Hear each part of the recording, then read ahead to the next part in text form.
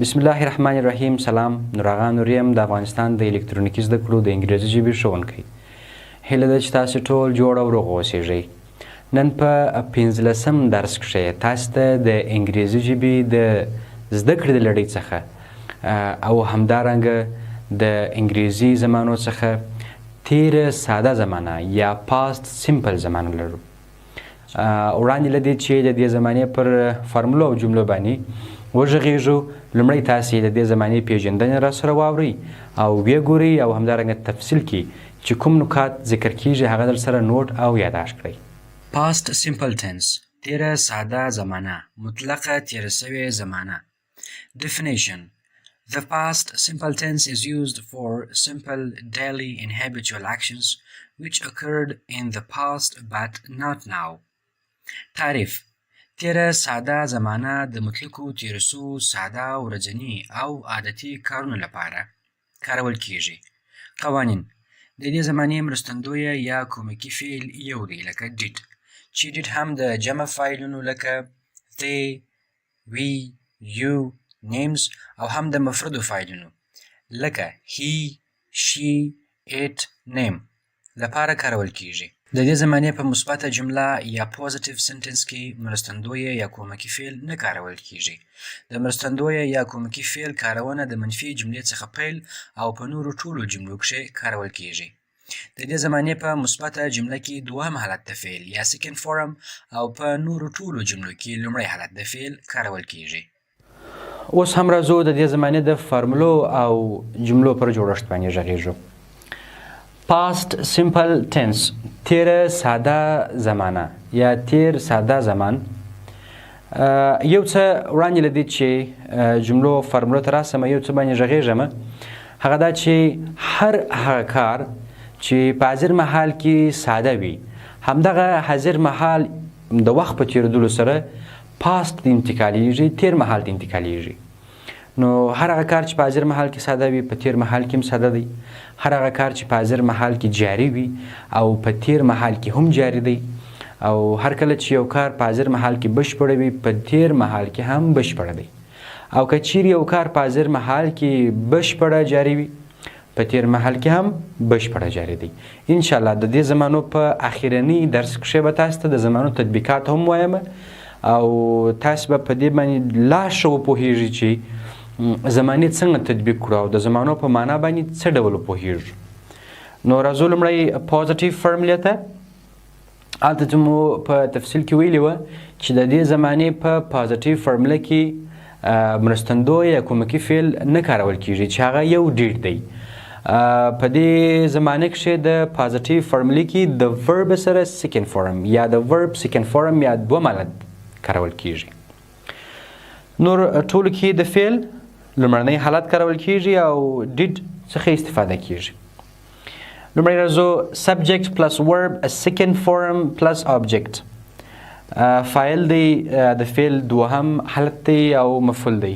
او دا یو څه هم باید یاد وي چې په ټولو زمانو کې یوازې تېره ساده زمانه پوزیټیو فارموله ده چې په هغه کې د فعل کې دوهم حالت د فعل کارول کیږي.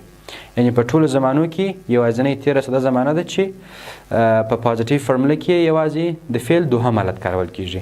نور د فعل د دوهم حالت څخه په هیڅ زمانه کې استفاده نه کیږي. لومړی جمله ده She spoke English. She spoke English. Speak، spoke، spoken. دوهم حالت یې د فعل نوم راواخیست. She spoke English. دی په انګریزي خبرې وکړې. دی په انګریزي خبرې وکړې. She سبجیکټ یا فاعل د جملې دی. Spoke د فعل دوهم حالت دی. Speak، spoke، spoken. او همدارنګه انګلیش د جملې آبجیکټ سو. انشاءالله په یو خاص درس کښې به تاسو ته قاعدهوال افعال او غیر قاعدهوال افعال هم یا regular verbs یا irregular verbs هم تدریس کړم. تاسو به بیا وپوهېږئ چې په کومو ځایونو کې regular verbونه په کومو بڼو باندې استعمالیږي او په کومو حالتونو کې کارول کیږي او چیرې ریګولر وربونه په کومو قوانینو په کومو مقرراتو باندې تیر مهال یا بشپړ مهالونو ته اوړي. دوه مثال کې وایي they went to home. they went to home. دوی کور ته ولاړه. دوی کور ته ولاړه.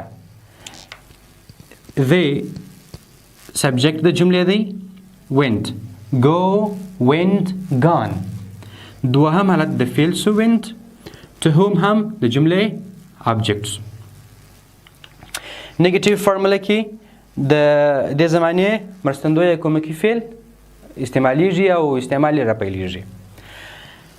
subject plus HV یا helping verb کومکی مرستندوی فعل دی لکه did. د دې زمانې مرستندوی فعل چې دی did دی چې did ده هم جمع فاعلونو لپاره او هم مفرد فاعلونو لپاره کارول کیږي.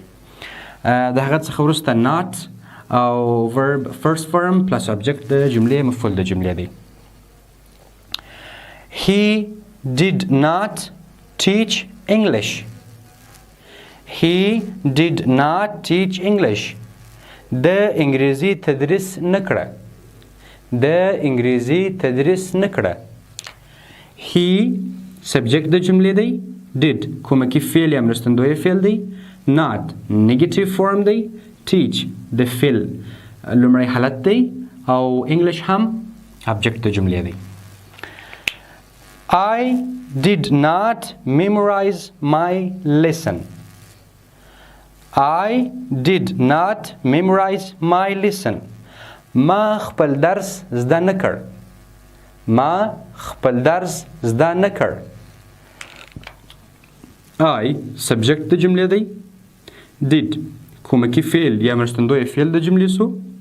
not negative form دی. memorize په یادول د فعل لومړنی حالت دی. my class هم object د جملې دی.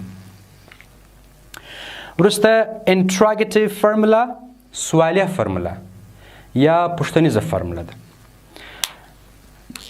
وړاندې له دې چې فایل کښېږدو یا ورب نور څخه استفاده وکړو د زمانې کومکی مرستندوی فعل ایښودل کېږي لکه HV did دی. did څخه وروسته plus subject plus word first form plus subject د جملې مفعول د جملې دی.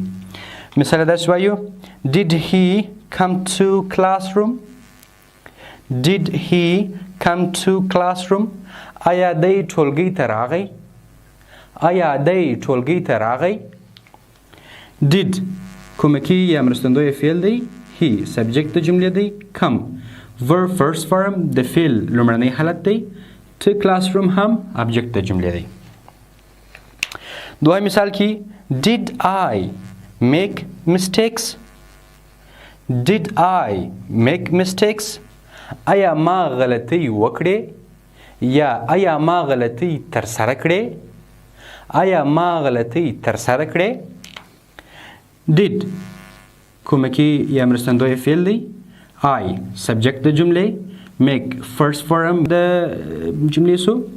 mistakes هم object د جملې دی. mistakes معنا غلطي. اخیرنۍ فرموله interrogative negative فرموله منفي پوښتنیزه فرموله ده. په دې کې دوه فرمولې دي. لومړی HV helping verb did plus subject plus not plus word first form plus object د جملې مفعول د جملې دي. دومره کې HV helping verb did plus not plus subject plus word first form plus object مفعول د جملې. لومړی جمله وایي did she not wash the clothes. did she not wash the clothes. آیا دې کالی پرې نه مینځل. آیا دې کالی پرې نه مینځل. did کومکی یا مرستندوی فعل سو. she subject د جملې. not negative form. wash first form of the verb. the clothes هم object د جملې سو. did not he play cricket. did not he play cricket. آیا د کرکټ لوبه ونه کړه. did not he play cricket. آیا د کرکټ لوبه ونه کړه. did کومکی یا مرستندوی فعل سو. not negative form دی. he subject د جملې. play verb first form. cricket هم object د جملې سو. دوستانو دغه مو د نن ورځې درس چې په نن ورځ درس کې مو past simple tense یا تېره ساده زمانه تاسو ته تدریس کړله. هیله ده چې زموږ نور درسونه هم راسره یو ځای تعقیب کړئ. ډېره مننه، ژوندي اوسئ.